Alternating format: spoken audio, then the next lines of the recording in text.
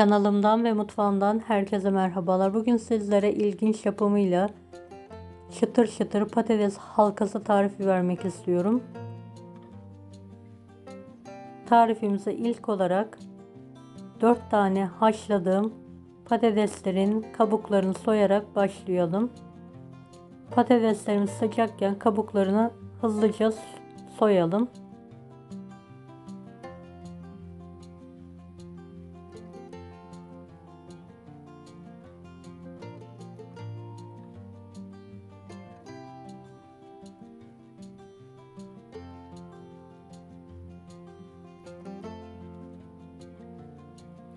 Evet, soyduğum patatesleri uygun bir kaseye aldım. Sıcakken patates pürelerini bir çatal yardımıyla eziyorum pürüzsüz olana kadar.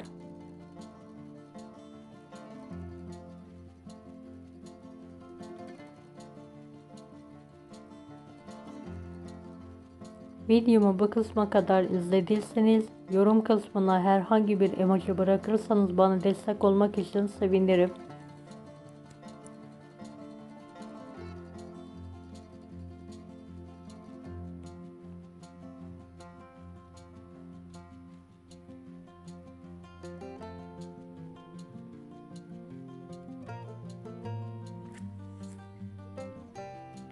Evet, soğuttuğum patates püresinin içine 4 yemek kaşığı nişasta, 1,5 tatlı kaşığı tuz, 1 adet yumurta karıyorum. 1 çay bardağı suyu da azar azar ekleyerek elimle pürüzsüz olana kadar güzelce yoğuruyorum 5-6 dakika. Hamurumuzu ne kadar yoğurursak o kadar pürüzsüz bir hamur elde etmiş oluruz. Şekil vermesi de kolay olacaktır.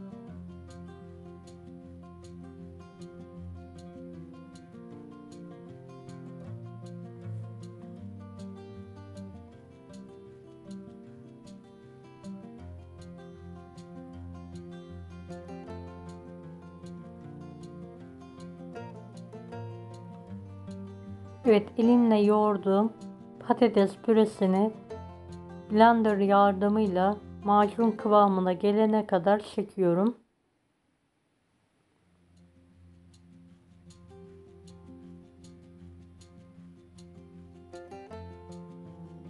Evet, kıvamı bu şekilde olmalı. Patates püremi bir buzdolabı poşetine alıyorum ve pet şişenin içine sıkarak alıyorum.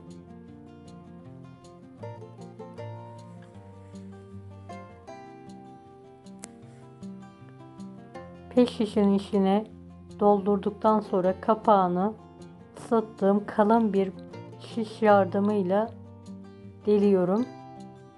Büyük bir delik açalım ve kapağını kapatalım.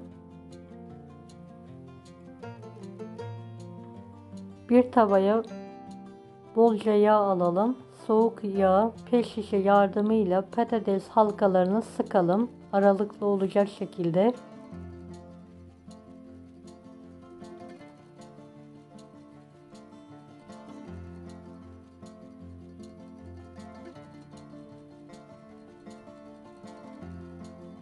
Evet, aynı yöntemle patates pürelerini tavaya sıkmaya devam ediyorum.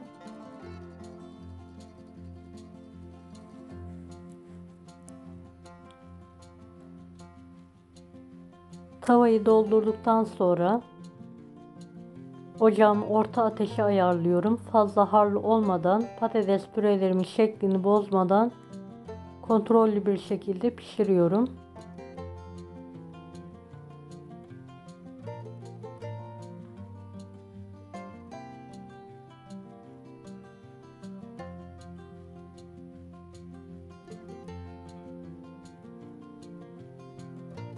Üzerleri kabuk bağladıktan sonra patates pürelerimi ters çeviriyorum. Diğer taraflarını da eşit bir şekilde kızartıyorum.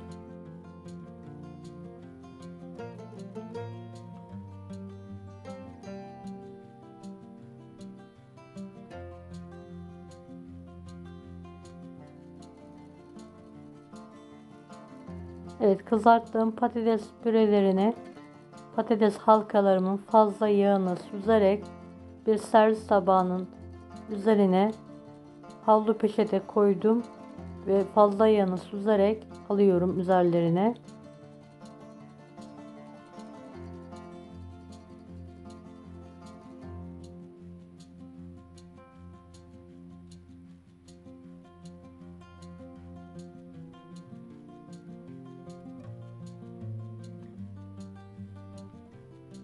İlk tavamı, pişirdiğim tavamı kenara alıyorum soğuması için.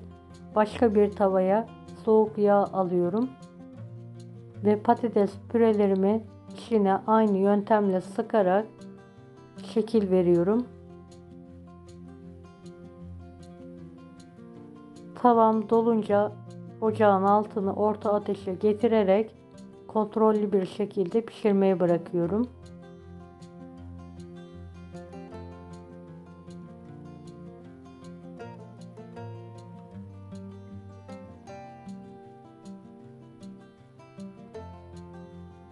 Soğuk yağ sıkmamız ve orta ateşte pişirmemiz çok önemli. Soğuk yağ sıkmamızın sebeplerinden bir tanesi patates halkalarımızın şeklinin bozulmamasıdır. Orta ateşle de ağır ağır çıtır çıtır patates püreleri pişmiş oluyor. Evet, üzerleri kabuk bağladıktan sonra ters çevirip diğer taraflarının da eşit bir şekilde pişirmeye devam ediyorum. Pişen patates halkalarımı aynı servis tabağına alıyorum. Fazla yağını süzerek. İlk pişirdim, soğuttum kenarda. Tavamı ocağın üzerine alarak soğuk yağın içine patates püresini sıkarak şekil veriyorum.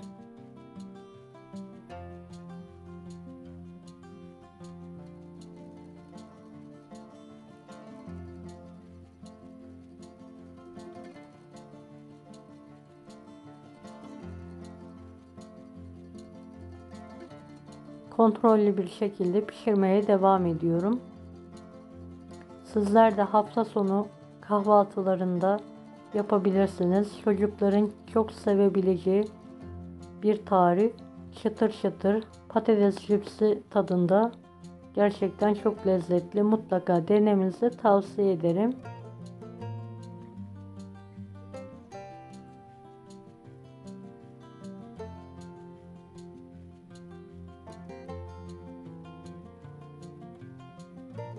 Evet, son patateslerimi de servis tabağına alıyorum.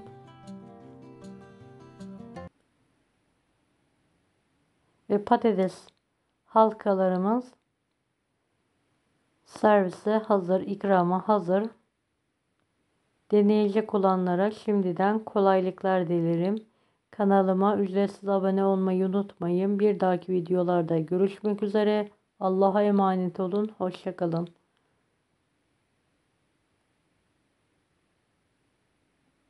Daha farklı tarifler için bunları da izlemeyi unutmayınız. Evet, mayonez eşliğinde ikram edebilirsiniz. Afiyet şifa olsun herkese.